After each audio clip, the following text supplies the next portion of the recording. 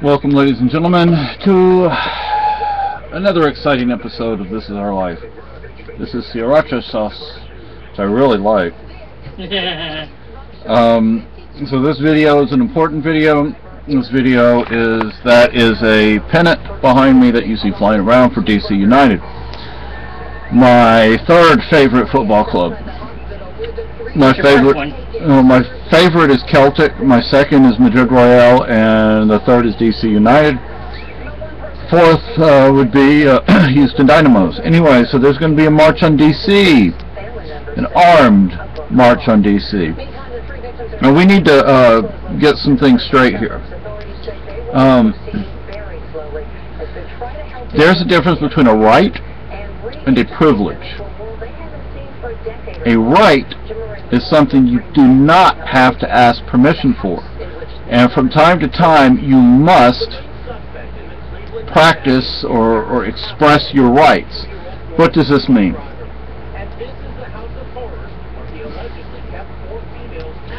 Let me show you. Every dawn has a day. He's quite happy. Look at this. Oh. That feels good. The right to keep and bear arms means I can go walking down the street with this. Sometimes you just have to do it just to force the point. A right is not a privilege. A privilege is something you must ask permission for. A right is something you do not have to ask permission for. As per the march in DC, I am totally for it, totally supporting it. I wish I could be there. I wouldn't like my wife to be there because I expect the state to do some stupid, scary things, and I don't want her hurt. I don't want anything to happen to her. You don't want me to shoot one of them. But I fight back. Yeah, as for me, I'm willing to put up with it. On the other hand, so you have there are a number of issues here. Number one, we're dealing with the right to keep and bear arms. What does bear arms mean? It means carry arms. In Texas, the state constitution says the right to keep and wear arms, like on your side or on your shoulder.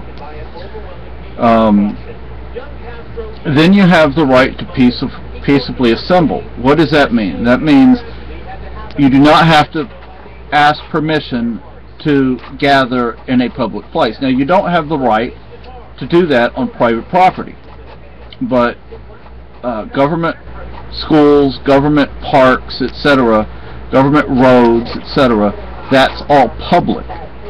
You have the right to peaceably assemble. You also have the right to ask for redress of grievances, which is something, in my opinion, that this march is also dealing with.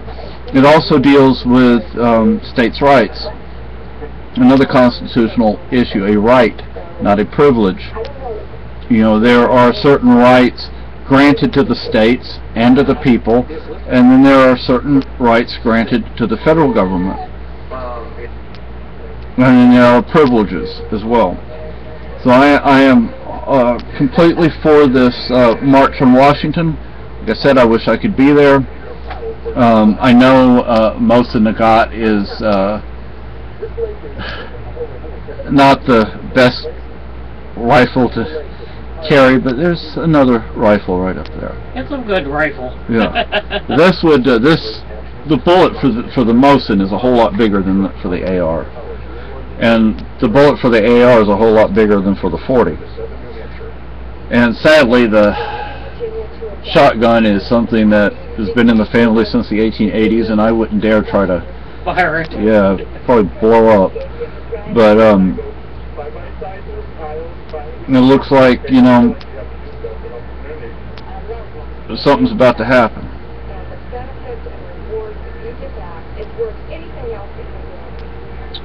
We live in very scary times, people. Keep in mind, I'm from Spain. I'm from Franco, Spain. I've seen worse. I mean, I've seen a lot worse than what we're going through. But the people in Spain, we refused to do anything. Of course, we were disarmed also. Italy, Germany, disarmed. China, Russia, disarmed. We can't have any more of those people. It's time for us to stand up and say enough is enough. And that's all there is to it. So Adam, who we happen to personally know, we count him as a friend, a personal friend. He's a good guy. I'm going to provide some links so you can check him out. And I ask that people support him. I ask that you not believe what state media tells you about this event, because they're not going to tell you the truth, just like they've been lying about what happened in Boston. You know, and this young man that was killed, he was never tried for anything. He was never found guilty of anything.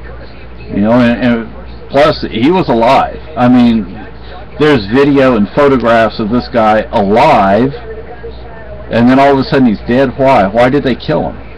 You know, they killed him for a reason. Why? Because they didn't want him to talk. And his brother, I haven't heard anything from his brother. I've heard what the state media is saying his brother supposedly has said, but I haven't heard a word from him. Now, I don't trust the media, so you think I'm going to believe anything they say? Absolutely not. I mean, there's video of this guy being arrested, the first guy, the brother who was killed, him being arrested. There's video of him on the ground, putting his hands up, showing that he has nothing under his hands. There's video of him naked, handcuffed behind him. And then the police said, well, you know, the brother who's alive, he had a gun and he shot himself, yet no gun was ever found. You know, and then the types of injuries keep changing. You know, the stories about that keep changing. So I don't believe anything the government says anymore, and I don't believe anything the media says, because the media is just a mouthpiece for the government now. Bye.